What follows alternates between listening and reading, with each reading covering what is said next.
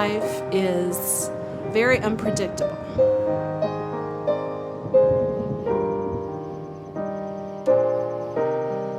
Farming is a struggle, and it's stressful, it's long hours.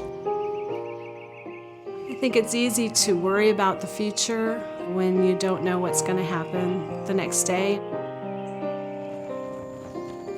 We're impacted by all these things that are just completely out of our control. You don't know how the markets are going to change or how the weather's going to change the outcome of your product. You just don't know.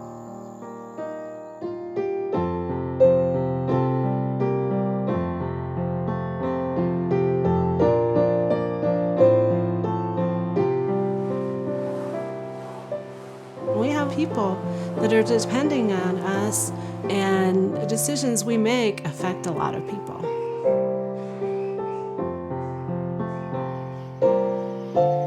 How are you going to go to sleep at night content, knowing that it's going to be okay, knowing that that's where our faith comes in. We're going to put a seed in the ground, and something's going to grow, and that something is going to feed my family, send the kids to college, pay the medical bills, do all of that. Every day is a statement of our faith.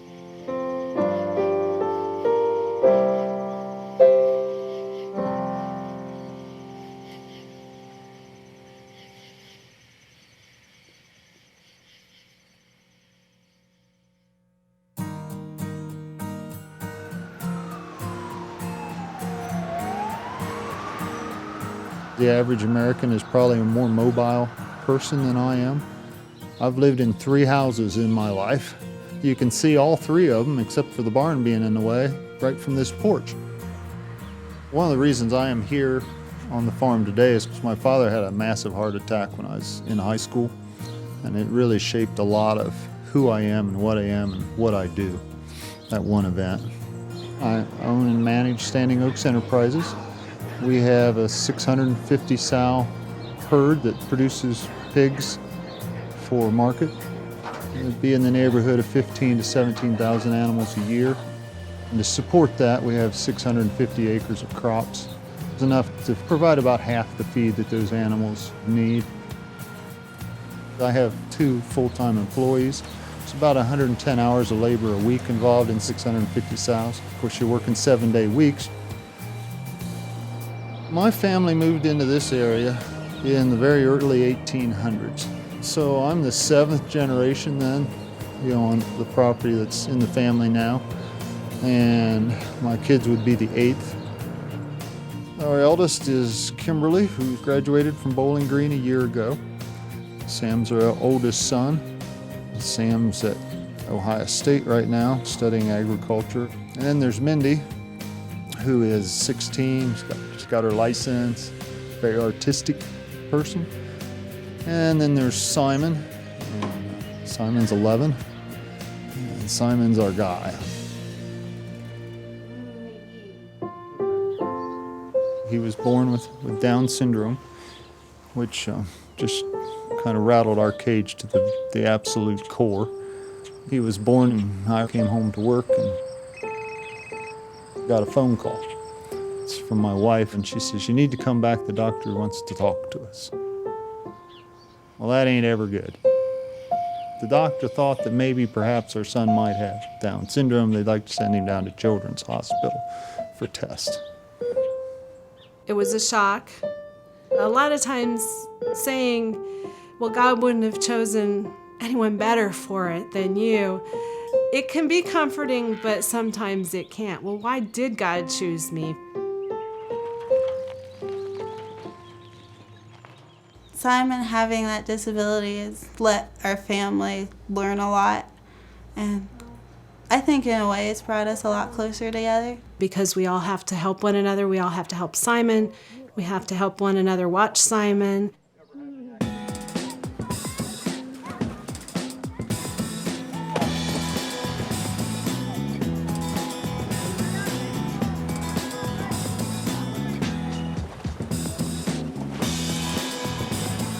He enjoys swimming, loves the water, doesn't like to get out. Simon is definitely a people person. His biggest thing is to give everyone a hug, whether they want it or not. It's a little awkward, but yeah, he just loves everybody.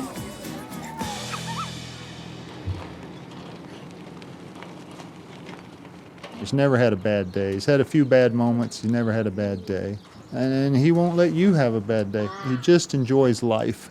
He enjoys life on a very base level, not interrupted with all this other junk that we as adults drag along with us. So from that, I think you learn something. You know, we have as a family learned just to enjoy it on a more basic level.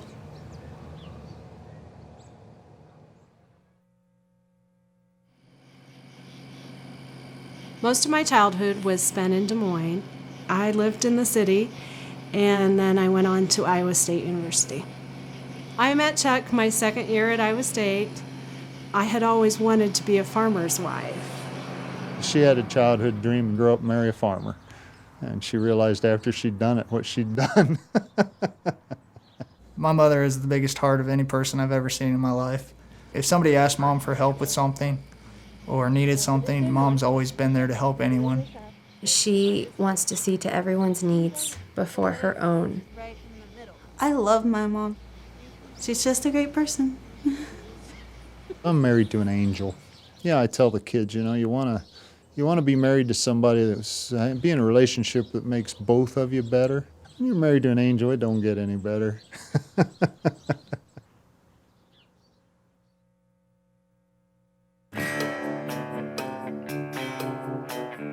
I've always enjoyed livestock, and I realized that if I did a good job managing hogs at the end of the day, I could do better than the guy next to me. I had some control over that. Conversely, if I invest in crops, and I am the best crop farmer in Clark County, and it doesn't rain, the best guy looks exactly like the worst guy. So what did he get for being the best? And that was the major reason I chose hogs. With the pigs, it's controlled. We know how much they're eating. We know when they're sick. We know how to take care of them. We are tracking all that. Just like if you go to the hospital, they set up a chart for you. Every animal in my facility has a chart.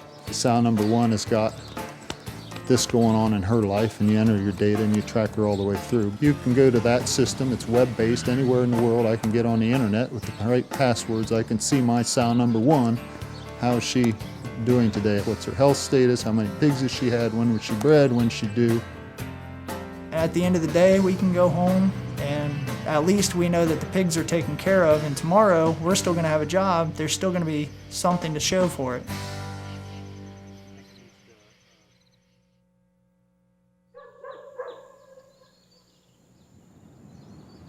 I think living on a farm, living in the country, provides a lot of responsibility, and children learn that responsibility at a young age.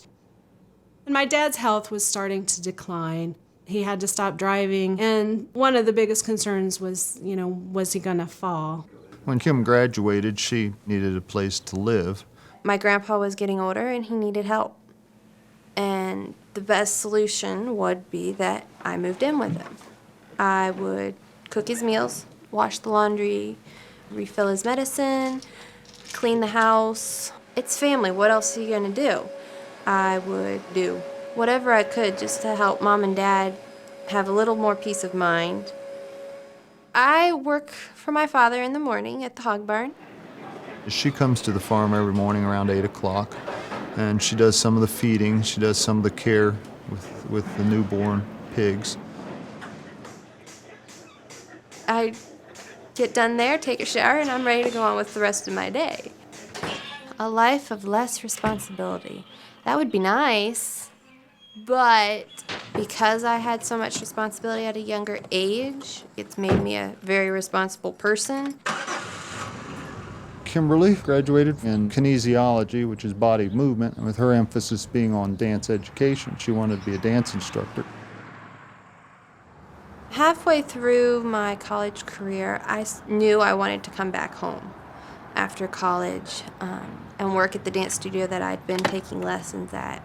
And before she graduated, the owner of the studio that she grew up in contacted me and said, would you want to buy a dance studio? And I initially said, well, no. After I thought about it a little while, I went back to her and said, well, what were you thinking? I was a bit shocked. I was a bit overwhelmed. I had immediate concerns. Will the parents stay because they don't know me and the younger kids don't know me? Will the teachers stay because I can't run it alone? And will the economy allow the studio to stay open? She wanted to run a studio someday. Dance Off Plus, this is Kim. Now she's an owner and instructor.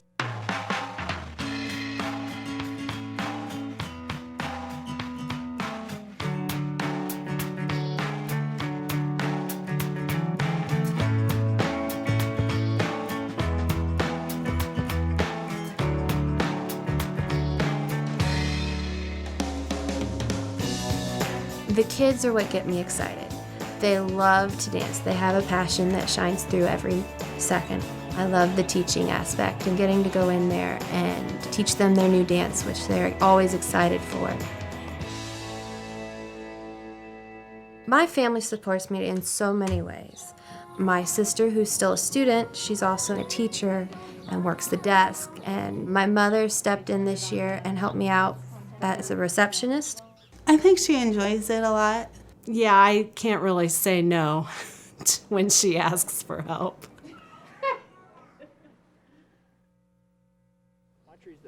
Sam is a very social guy. He does a lot of texting. He sleeps with his phone. I think he tweets. We'll drive across the county, and he says, well, Dad, so-and-so owns that field, and so farms it for him, and they're related to the ones that I've lived here my entire life. I don't know these, but he's put these real, he might be telling me a story. I don't know, but he tells the story real well. I'm a joker. I like to joke about anything and everything. He teases me a lot. He gets that from his father. He and Dad both like to tease and pester. It's completely harmless. Like, I got lost soon after I got my license in South Charleston, where I've lived my whole life, and they tease me about it to this day. This is South Charleston. 3 traffic lights, 1,800 people. Extremely hard to get lost. When I'm at Ohio State, you wake up, you go to class, you take notes, you study, you take tests, you go home. When I'm home, the big thing that we do is me and my friends, we go to the truck pulls, and tug-a-truck's our thing.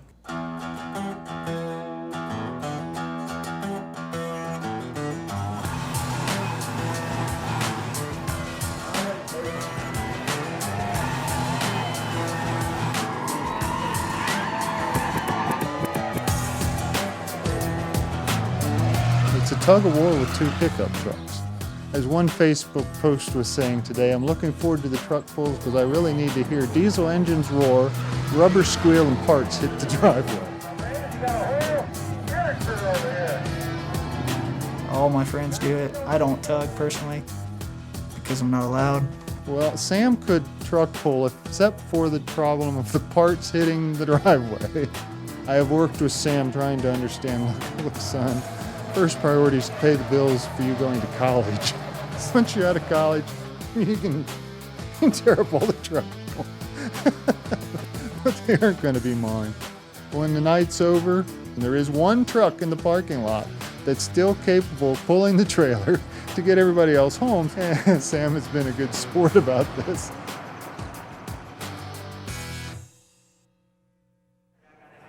Mindy is a big help to me with Simon.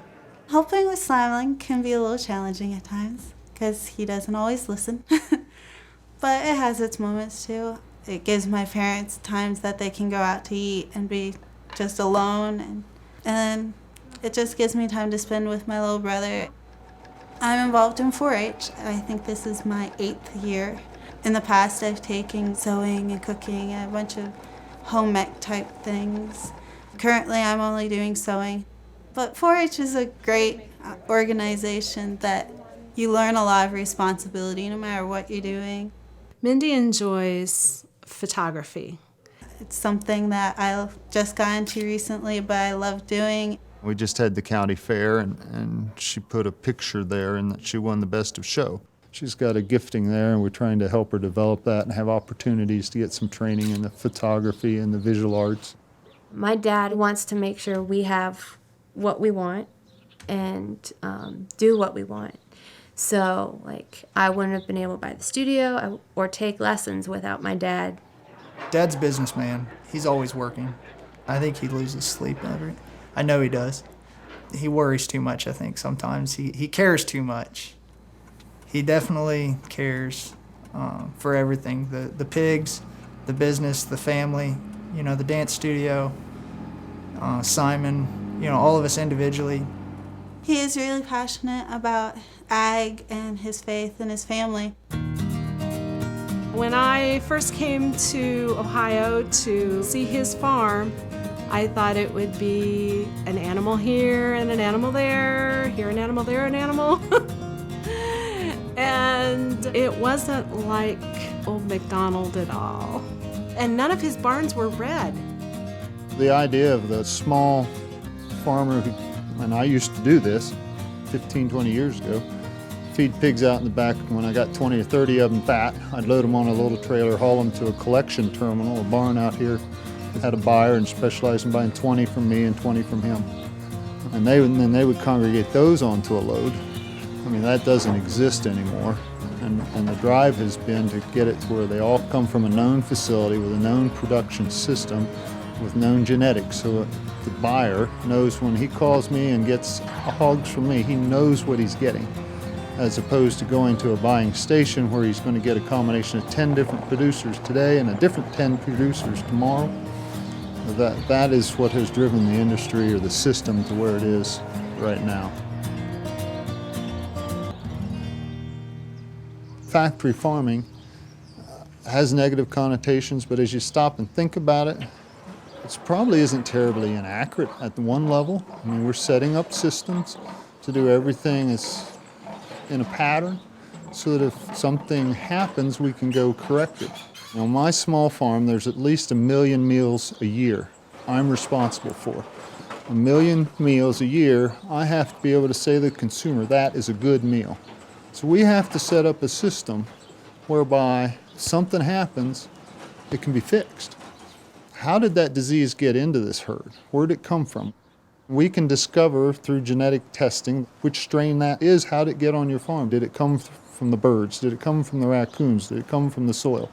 Now, because animals are housed inside, here's another one of the benefits. You're not exposed to every raccoon that walks by, every bird that flies by with a disease. I mean, this is part of the reason we have what we have. Well, in today's system, we power ventilate, power cool. We keep those buildings tolerably cool, even on our hottest, most humid day. Dad's business has always been something that's been part of our family, and someday I would love to be farming. Whether it's pigs or not, whether it's working with the pigs we have now, that business, I don't know. It's hard to say. There's a lot in the future. I've never been pressured by Dad to stay home and work, to take over the farm. Chuck would like Sam to do what he enjoys doing, whether it's having the family farm carry on or not. That's not the important thing. Dad and I have a business that Dad owns that I manage, operate, and run. As a group of pigs leave a facility, you go in, you pressure wash the entire thing. Ceiling, walls, floors, everything you can find that's got dirt on it, get it washed out of there, and then disinfect it. And pressure washing is not one of those jobs that people just rise up and want to do. So he and I saw the opportunity to buy a trailer, fix it up with an industrial pressure washer, and go and wash these barns. I can wash a 1,000-head hog barn in about 4.5 hours, and it'll look pretty daggone good. The disease level goes down. The pigs are healthier, which means more money. Being able to manage it and schedule the dates and control the inventory and these things, it's definitely helped me mature, both as a person and as a businessman. The money goes into a fund. which is held until I graduate college, and then I can use that money to pay my college loans. I've been doing that since 2005, so I've pretty much figured out how to wash a hog barn.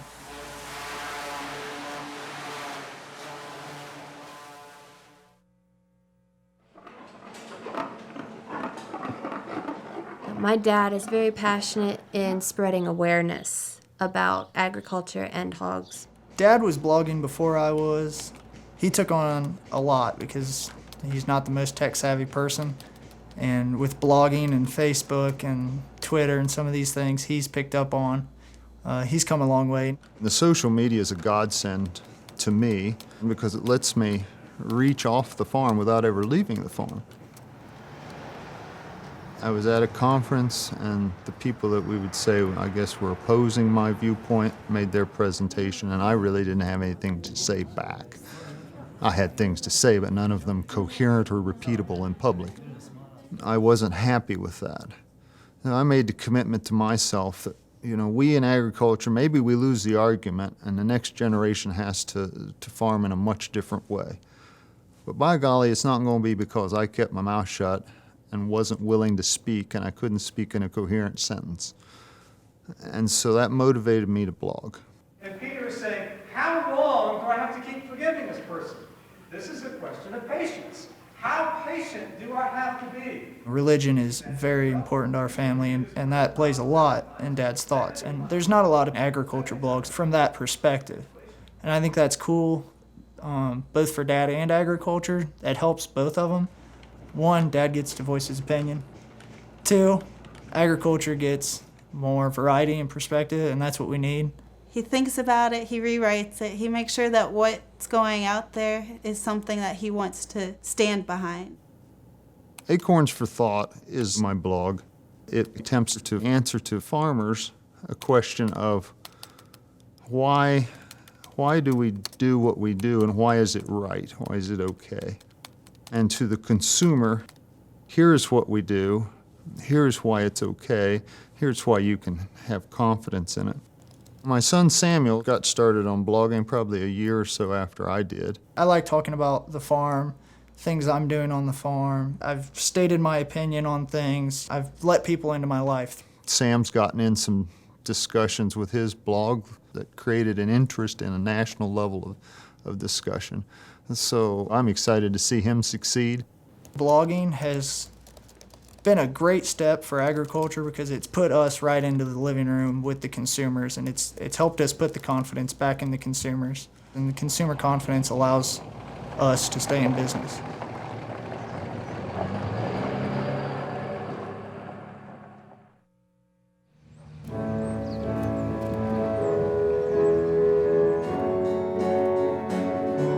Faith is very important to us. Helping others to experience God's love and joy through music is something that I can do. It gives us a foundation for us to look back to when we just don't know quite what to do.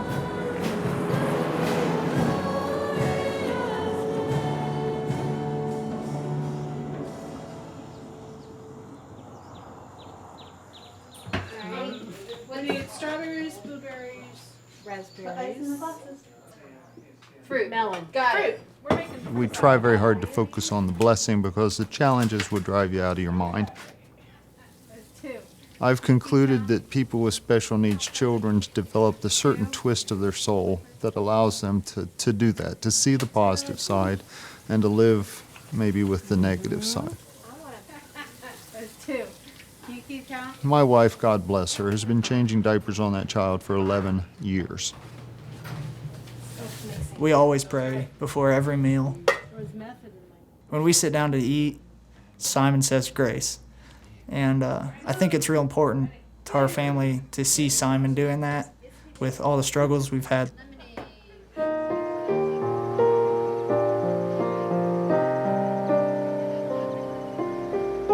When our family's going through tough times, I think we do lean back on our faith a lot, and we lean on each other a lot. It brings us closer together.